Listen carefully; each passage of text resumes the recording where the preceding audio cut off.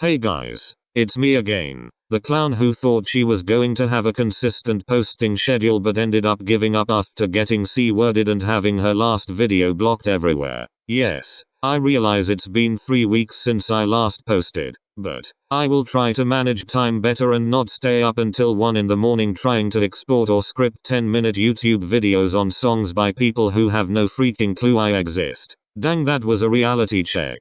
In this video, I'll be going over some really memorable K-pop high notes that I'm addicted to replaying or attempting to sing, if you can even consider my attempts singing. But first, make sure you like this video, or you might find me dancing to Ring Ding Dong in your nightmares tonight, and my dancing is atrocious, so you do not want to risk it. And that's it. Geez, I really need to figure out how to end my intros.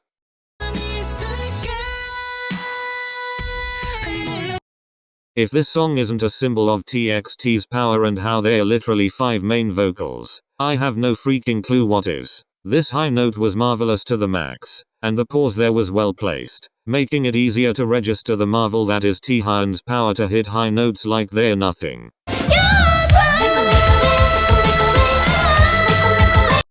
You know, I used to think I could predict how high high notes would go, but she really said no you don't and hit me with that. There was a build up, but a pause just long enough for someone to collect their breath. And bam, the long lost member of the dolphin scream line. In all seriousness, Chu's high note legit made my throat feel sore, and I wasn't even the one hitting it.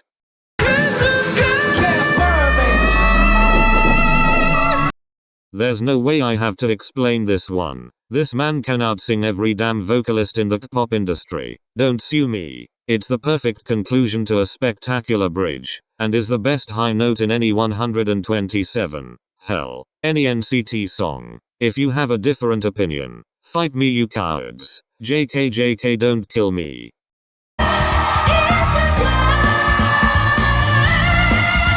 I just wanted to start this one off by saying that I in no way support Wendy's actions. What she did was extremely racist and enforced harmful stereotypes against people with black descendancy. However, I do think that this high note was one of the best I've heard from her. It's talent on her part and quite a lot of it, if I'm being honest. It was stuck in my head for quite a while and made me strain my throat trying to hit it. My version was subpar at best.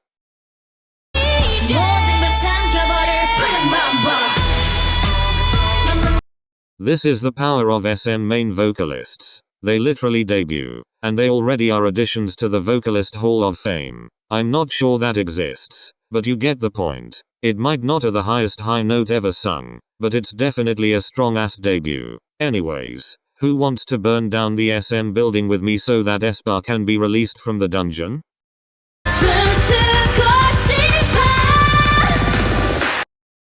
Everyone forgot that this song had a high note, and shame on you for that. I think what made it sorta forgettable was that its place in the song is a bit underwhelming, since it's the lead up to the chorus. The high note was great, but the addicting chorus overpowered it with ease. But, standing alone, I really love this note and feel that it fit the song well. The positioning was just unfortunate.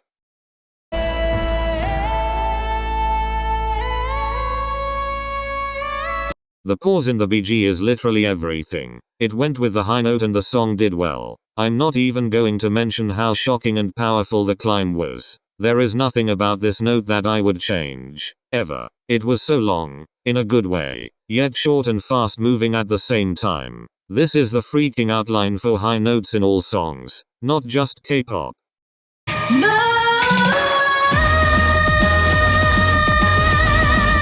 I figured out that you can play Boca on Alexa without paying for Amazon Music Premium, or whatever, and you better believe that I have been playing the crap out of it. Among all 7 voices, the one that stood out most to me was Jihyo. Why? Because of her god-level vocals. I looked out for whenever she sang, especially her high notes when the bridge started to look a lot like concluding part. All in all, 10/10 vocals, and I think I have a new contender for my favorite K-pop vocalist.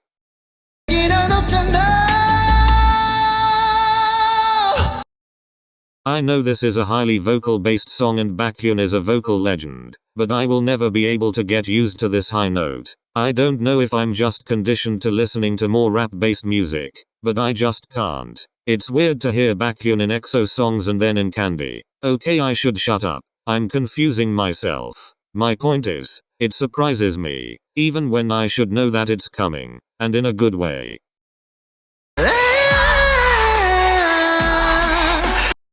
I realize that some people might consider this more of an ad-lib than a high note, but I literally had to include this. Like Boca, I just figured out that this song can be played on Alexa without paying extra, and I've been streaming it every second I can. And this note, it's the highlight of the pre-second chorus or whatever it's called. It always inhabits a space in my head, and, if things go according to plan, always will.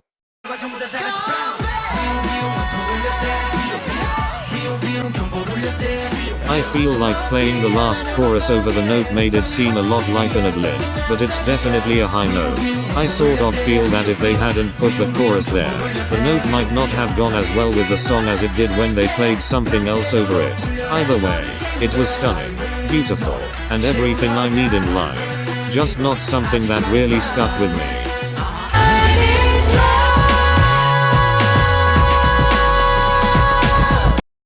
'90s love was Heech an intense zero and I refuse to believe otherwise. The He10 high note was a perfect conclusion to the He10 bridge, that transitioned into the perfectly placed dance break. I have no idea how the SM producers thought of this type of high note transition, but I am highly thankful they did. This one didn't particularly get stuck in my head, but still, I know a quality high note when I hear one.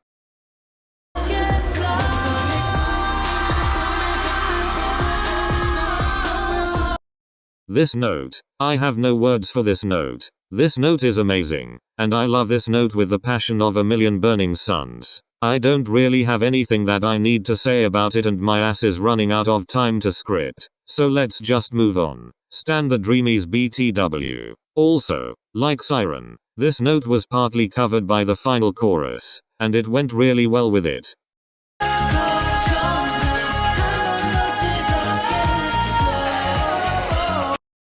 Okay, this is another one of those siren boom notes that are partly clouded by the chorus, but in a good way. However, I do feel that this one should have been emphasized more. I could hear it, but I feel that it would have been better to have something else there instead of another chorus that would really accentuate the note, you know.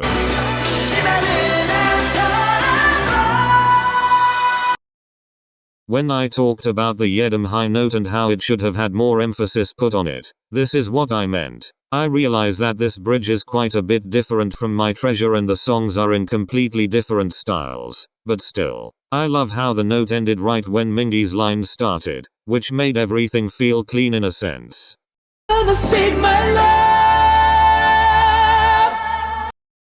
I absolutely loved this note. It was in a position that I don't really see high notes in, which might, no, definitely contributed to how well I remembered it. You don't usually see pre-second chorus or pre-bridge high notes, but I am here for this one. I also find it important to add that SHINee is back.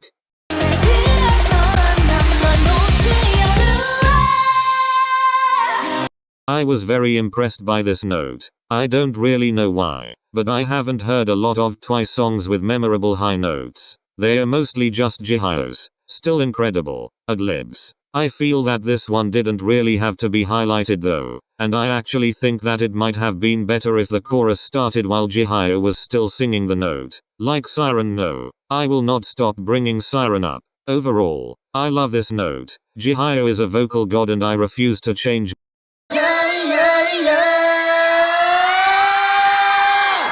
This note was highlighted to the max, and rightfully so. I consider it to be one of, if not the most hooking part of Boy in Love. I think I first listened to this song from the TXT cover on an award show, and fell for the note. It just has to be on this list, no exceptions.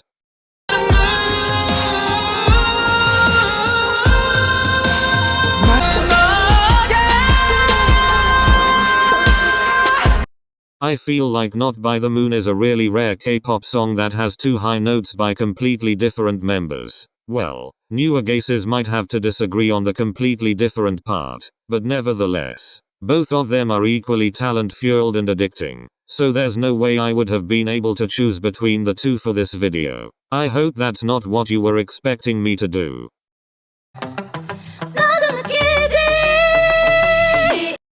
Is it just me who feels like itzy doesn't have too many high notes, especially in their title tracks? I remember that either Lia or Yeji did a high ad-lib in Not Shy, but it was pretty well concealed for some reason. Anyways, I absolutely love the Be in Love high note part. Like, in the performance, Lia's part was louder and more clear than other parts she sang, and I really adore that. I feel like this might be my preferred style of high note delivery.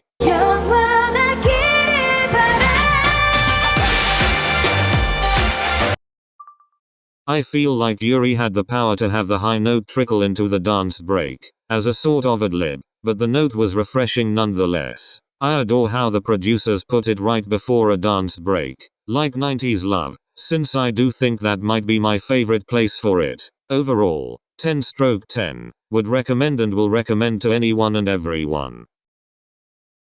Before you attack me because your fave high note isn't on the list, keep in mind that I was running behind a lot of deadlines, for both school and scripting, and I couldn't find time to fit in everything I wanted to fit in. I might make part 2 of this series, so leave your suggestions for what should be in the next pop high notes that whacked my vocal cords or whatever I decide to make the next video's title. And, just so you guys know, I branched out and tried a new editing software today since I absolutely love to make things harder for myself than they already are. Let me know if you have any constructive criticism to give me in the comment section down below. Remember to tune in every Saturday for some cool K-pop content unless stated otherwise, and I hope everyone watching has the best possible day. I love you guys very much.